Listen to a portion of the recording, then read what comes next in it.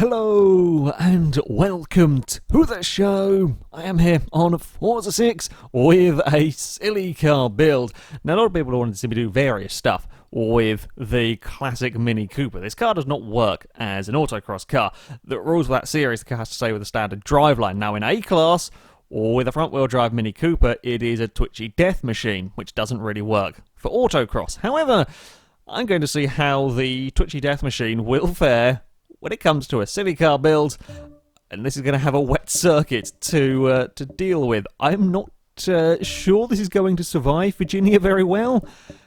We shall see. Now, we're going to start off with an engine swap, because the standard engine, it's not a bad engine, certainly, but we're going to get more power out of the 2-litre i4, so we're going to go for that one. But of course, the drivetrain is going to have to stay as it is for this series as well, so it's still going to be a front-wheel drive car. I think it's one of the very few front-wheel drive cars outside of the Volvo and the Pontiac Aztek. I think this is the only front-wheel drive car to have got in this series. So, and they, well, I say in this series, and they were done at around Brands instead of Virginia. So, yeah, this circuit might suit front-wheel drive cars a little bit more, in that there's no kind of short acceleration zones. Most of the acceleration zones in this track are relatively long, so you have a little bit more time to try and control the power. And the corners, what is very technical, there's not sort of too many kind of medium speed corners to give the car real trouble. We'll see, really. I do like the rear wing on this, though. It's kind of, yeah, it's an interesting tale we've got going on with the Mini. Now, some tyres. Yes, we are going to want some delightful race tyres on the vehicle with as big a tyre width as we can get, but that's still pretty small. 185s on the front, and they're going to have to deal with the power, the steering, and a large amount of the braking as well. So, yeah, it's going to be fun. We can get 205s on the rear. We'll drop the PI down by 1. I mean, rear perhaps slightly less critical in some respects, although we still want plenty of grip. If we take a little while to warm up those rear tyres, when it's got cold rear tyres, it is going to twitch around all over the place. Horribly, I suspect. Currently at 308 horsepower. We're not going to have the crazy power figures. We're not going to have the thousands of horsepower. I don't actually know how much power this engine gets, because I tend not to use it very often.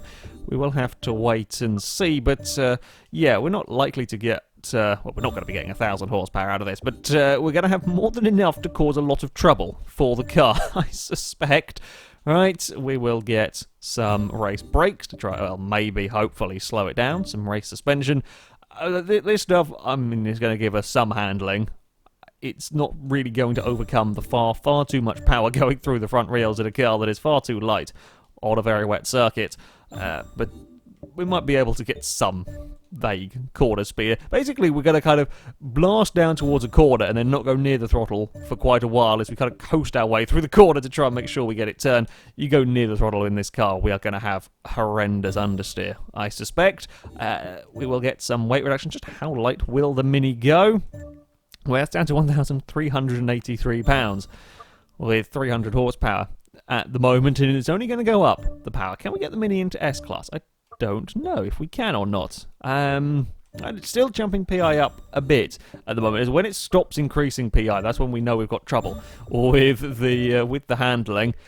We are up to 365 horsepower. Yeah, it does look like we're going to get into S-Class. I was wondering whether it would or not. That has saved us some weight. I think now is starting to not increase the PI. Yeah, there we go.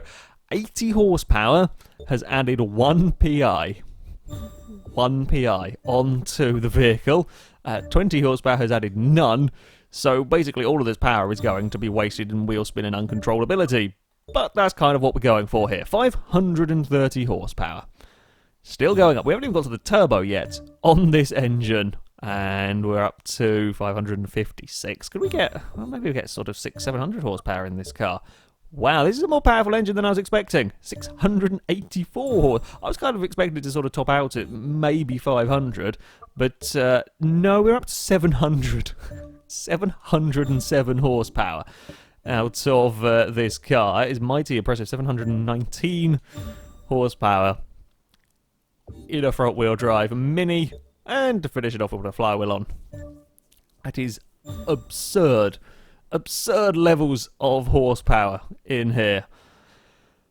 and I'm going to try and drive it around a wet racetrack. This could only go amazingly well. Now, the circuit in question is the Virginia International Raceway. The Mini is going to get 5 laps around here. I was going to say in an attempt to go as fast as possible, it's more going to be I'm going to attempt to control the Mini.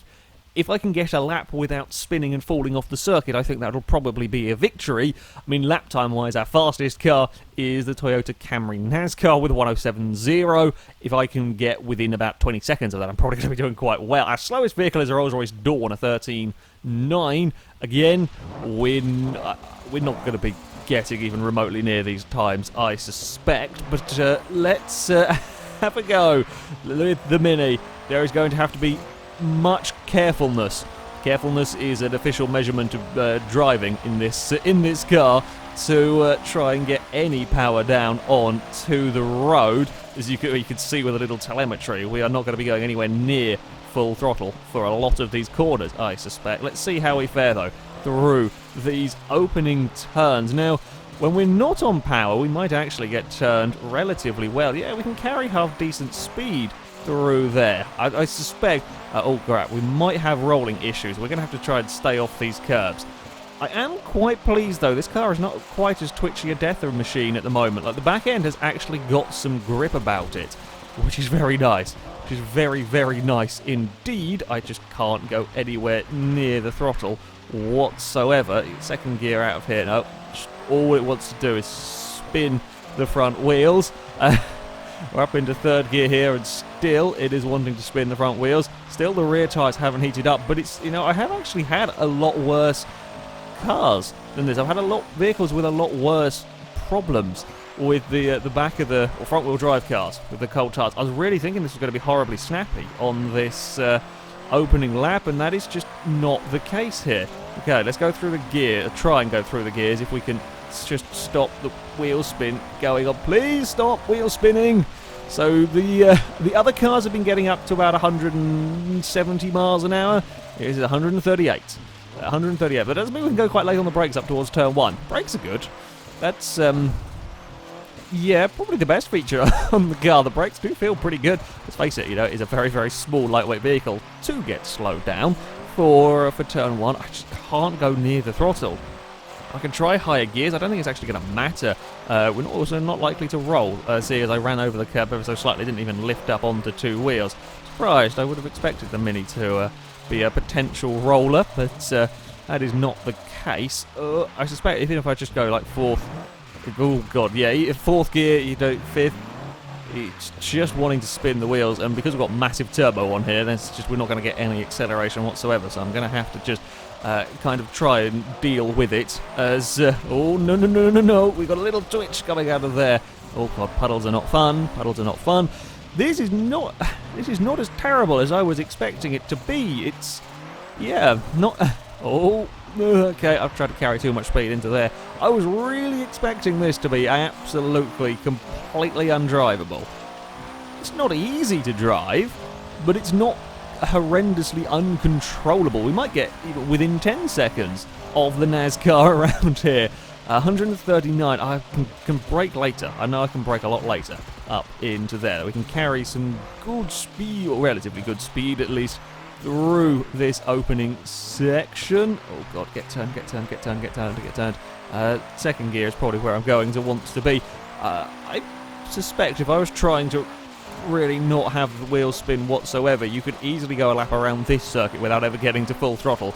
Now, we saw at Brands Hatch Indy, where I used to do the silly cars around, quite a few vehicles could never quite get to full throttle around that circuit, and that was because, well, there were very, very short straights around there. There was lots of sort of medium speed corners followed by short straights, and yeah, the cars, the horrendously powerful cars, would just spin the wheels. The straights simply weren't long enough. Whereas here we do have a large back straight, and even down here to an extent, most of the cars are getting to full throttle without having frantic wheel spin. Often the really lightweight cars end up spinning their wheels coming up towards turn 1 because of the bumps and the crests, but I think pretty much everything has got to full throttle without having the wheels frantically scrabbling around. I'm not sure I can do that. I'm not sure if I even stick this into 6th, we can get to full throttle Oh, there we go. I got to full throttle very, very briefly without spinning the wheel. It's just still wanting to spin its wheels all the way up here towards turn 1. Got the brakes a little bit better this time around. There's no absolutely no traction whatsoever in this vehicle, but it's dealing with the corners better than I was expecting. I wonder if it's not a twitchy death machine here, simply because there isn't the grip. Because we're in the rain, there's less grip overall. There's not enough grip for it to get very twitchy on me. That could be why. Oh dear, we're very nearly going to end up in that corner. Please get turned. There we go. We're good. We're fine. Just about made it. I didn't even see what lap time that last one was. Come on, car. Come on, car. We're okay. We're going to have a little lift and get it turned in. There's some understeer. Yeah, I mean, I can carry. I was really expecting to have to coast a lot of these corners. Oh, I'm braking far too early. I keep forgetting that I'm not going anywhere near fast enough with this car. And I keep wanting to put it down into first. Well, I'm used to driving cars in that manner. Come on, vehicle. Come on, vehicle. We can try and get some power. I think actually 6th gear worked pretty well on the whole. You sort of stick it in 6th and go. That did get us a pretty good speed out down here. It's 140, and then we're rear wheel on the grass. We're not stopping. Minis in the wall. Bugger! I was trying to be really clever with it. I say really clever. I was trying to push my luck down into that first corner. We didn't quite get away with it. Yeah. The rear of the car has had pretty good grip, which I am pleased about. Although, yeah, if you put a wheel on the grass, you are a goner down into that first. I suspect at any point on this track, a wheel on the grass is going to cause a lot of trouble for this sort of vehicle. Yeah, we can't put any power down, as you would expect, really. Any power down through this section, and it's just going to spin. It's just going to spin the wheels, and then it's going to go straight because there's no grip. But I am quite pleasantly surprised. Like, this is probably by far the most ridiculous thing, well, that you could really do with cars or Forza. Having this much power in a front-wheel drive car. Yes, it's not quite the 1,000 that we got in the Volvo, but we've got a tiny wheelbase and piddly tyres in comparison to that 850R. It's still 700 horsepower, and this is far more drivable than I was expecting it to be. Far more drivable than I was expecting the Mini to be. Yeah, I only had one big off, and that was into turn 1, out braking myself. And, you know, most cars can have that issue into turn 1. I'm really impressed with the crazy Mini. That's yeah, a hell of a lot better than I was expecting. And now we're going to spit some fire out of the exhaust with our reverse donuts. Well, the twitchy death machine was not quite true. Difficult to drive, of course. You know, this much power in a front-wheel drive car is never likely to work very well around a circuit, but it didn't try to murder me, which is always good going. I mean, its lap time is, well off the bottom of the table, but it's closer than I was thinking. It's only 5 seconds off the Rolls-Royce Dawn. You know, and that's in a horrendously overpowered front-wheel drive Mini. Only 5. That's not a huge difference. Again, you've got to bear in mind the PI of the car, A-class, 698. That's considerably down on the other vehicles that have gone in this series. So, yeah, all things considered, I think pretty damn respectable from the Mini. Well, now it is time to see how quick this car will go in a straight line. And that, of course, means heading to Le Mans. Now, we can forget about getting anywhere near the top of the table. Let's face it, the Mini has nowhere near the power, the likes of the Jaguar D-Type and Ferrari 250 LM, etc. Getting it past 200 miles an hour, though, I think would be pretty good going. That is if we can have the grip and the traction to do so. Let's have a look. It reckons 183 miles an hour at the moment. I wonder if that is more limited in control than anything else. We should have a little play with the gear ratios. Okay, so these aren't changing anything. I suspect, and we haven't seen this for a while in a vehicle, very few cars actually have had this problem. If I dump the aero off, is that top speed going to go down? No, it does reckon it can do more. Now, if we stick it up here, now this will, yes, it'll give us more drag, but it might give us more control. Doesn't look like it. I wonder if it is just the aerodynamics of the Mini are the limiting factor, or whether there'll be something else. We'll have to see when we get on the run. Let's put the gear ratios back down again. I don't know. I don't know what's quite going to happen with this. Yes, it's not the greatest shape in the world for cutting through the air. Again, quite boxy, but it's certainly not as bad as some. I think the front-wheel drive train might cause it issues. Now, we have seen this with the front-wheel drive cars. Pontiac Aztec really struggled to get any speed, struggled to get traction. The Volvo still got up to 230 miles an hour almost, because that could find grip. This might not. Oh! There's those cold rear tyres coming into effect. Yeah, I think the wet circuit actually helped the balance of the Mini massively. I thought it would make it worse, but because the front end didn't have that much grip because it was so wet, the balance difference between the front and rear when the tyres were cold doesn't matter. It just makes no difference to it. So yeah, that's quite nice to know. It's not too terrible though through these faster corners, although you are fighting the car quite a lot, as you would expect. Now, on to the main straight. The bumps might not be fun in the Mini. We might have some issues with that, but we are here now, still having to be careful going on the throttle. It still just wants to spin these front tyres as we get up towards the 170 mile an hour mark. Put the car into sixth. Can I actually get it to full throttle without spinning the wheels? Even here, I think we might have, yeah, we are having trouble. We just haven't got the traction with these front tyres. We are up to 181 miles an hour. Come on, if we can get 182, you will have beaten the Pontiac Aztec. Well done, Mini. You have not been embarrassed by an Aztec. 183 miles an hour.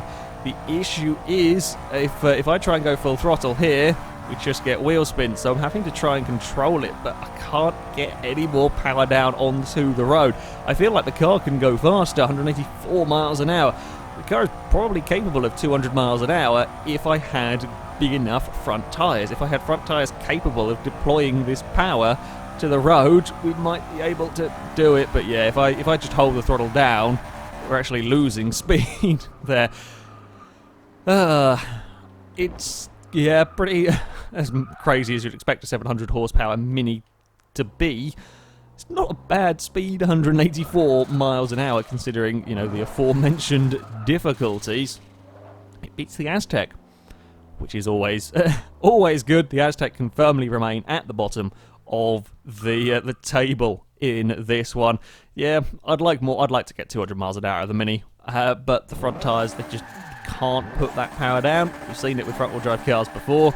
It just wants to spin the wheels, wastes all of your power away, and the bumps at Le Mans don't help. They're not massive bumps, but they are enough when a car, well, like this, as small and as light as this, and especially being front-wheel drive, you just can't get the power down. You're fighting the throttle so much that it doesn't quite work.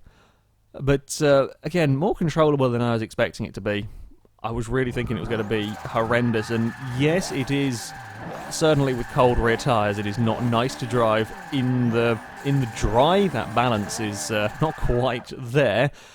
It was, yeah, not quite the twitchy death machine that I was expecting. However, that is it for this video, guys. Thank you very much for watching, and until next time, goodbye.